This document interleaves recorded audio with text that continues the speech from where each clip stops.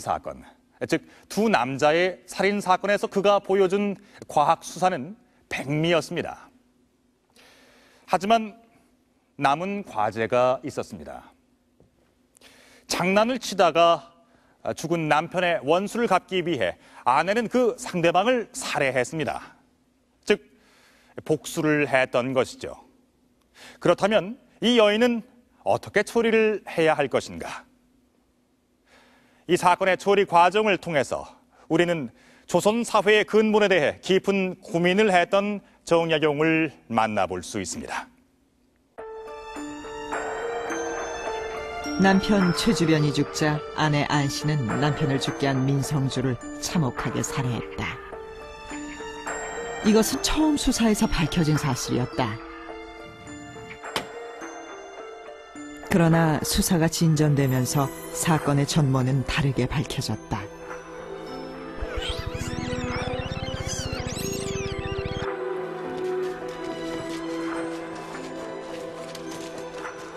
안 씨는 다른 두 사람을 데리고 민성주 집을 찾았다.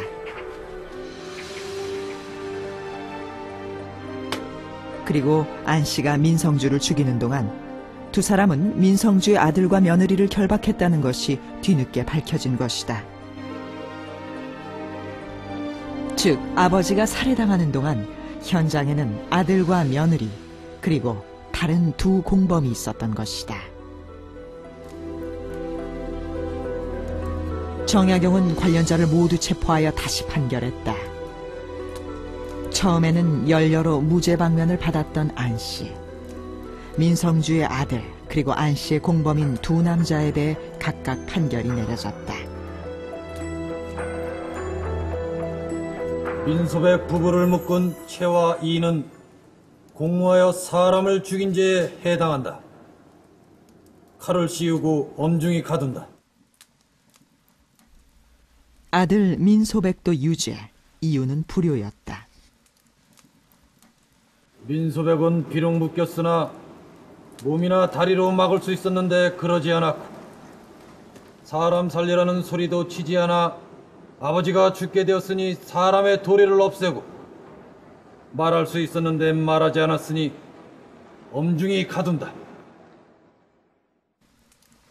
안 씨에 대한 정약용의 판결은 더 엄중했다. 아내가 남편의 원수를 갚음은 삼강과 오상의 뜻에서 나왔으니 그 일은 기특한 일이 아닐 수 없고 그 절조 또한 높지 않을 수 없다. 그러나 시골의 어리석은 부인이 남편이 죽으면 원수를 갚아도 되는 줄만 알고 죽여도 되는 일인지 헤아리지 않았다.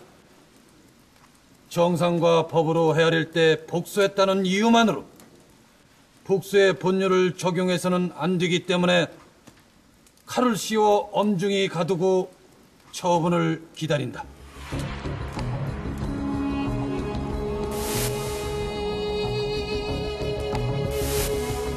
정약용은 안 씨의 행위는 정당화될 수 없다고 판결, 그녀를 옥에 가둔다. 정약용은 실수로 사람을 죽였을 경우 화해를 해야지 복수를 해서는 안 된다고 못 받고 있다. 무분별한 복수를 제안한 것이다.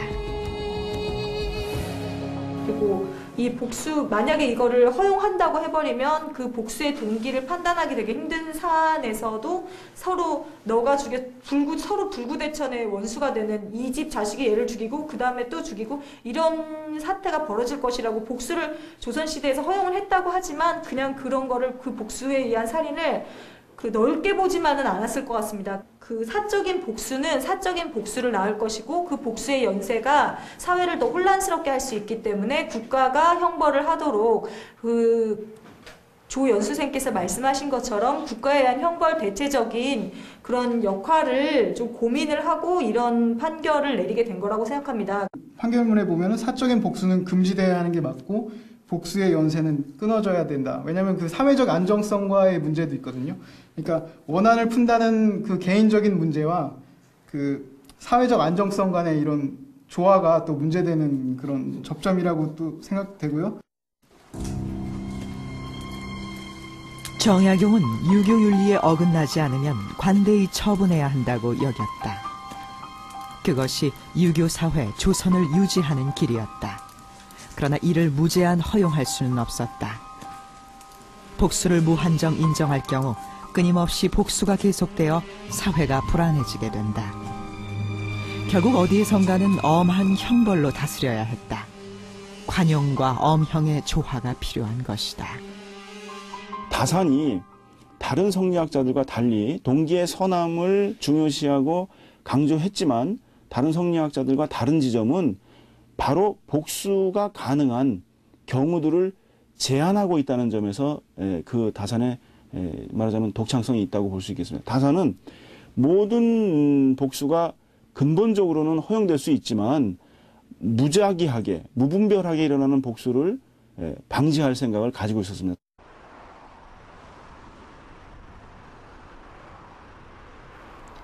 (18여년의) 강진 유배 생활을 마치고 정약용은 고향으로 돌아왔다. 그리고 이곳에서 흠음신서를 완성했다. 모두 30권 10책의 방대한 흠음신서. 정약용은 이 책을 통해 유교 이념을 바탕으로 한 예치와 법을 통한 법치의 조화를 강조하고자 한 것이다. 그의 흠음신서는 조선말 법관 규제로도 사용되었다. 유교국가 조선을 어떻게 통치할 것인가 하는 정약용의 탁견이 후대에까지 빛을 발한 것이다. 조선 최고의 실학자 다산 정약용. 오늘 우리는 과학수사관이자 고뇌하는 판관으로서의 그의 새로운 면모를 엿볼 수 있었습니다. 철저한 과학수사와 범죄자 처벌에 깊은 고민을 보였던 정약용. 죄인의 처벌에 있어서 정약용은 두 가지를 고려했습니다. 너그러운 처벌이냐, 엄격한 처벌이냐. 정약용은 이 두 가지의 조화를 추구했습니다. 즉, 유교 이념의 바탕을 둔 예치와 법의 바탕을 둔 법치의 조화를 추구했던 것입니다. 그리고 이를 위해서 범죄의 동기를 살펴보고 이것이 유교 이념에 어긋나는 것은 아닌지, 그리고 사회 질서 유지에 반하는 것은 아닌지를 따져본 뒤에 판단했던 것입니다. 흠음은 신중하고 신중하라는 뜻입니다. 학자이면서 현실 감각이 돋보인 활약을 펼친 정약용의 흠음신서. 자신이 사랑했던 조선 사회에 대한 정약용의 깊은 고민의 결과물이었습니다.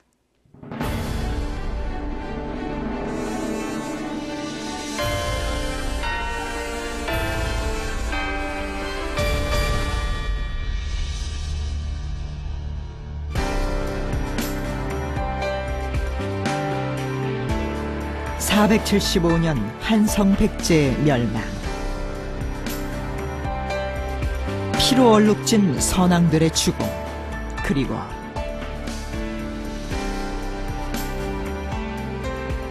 불혹의 나이에 왕이 된 백제 무령왕.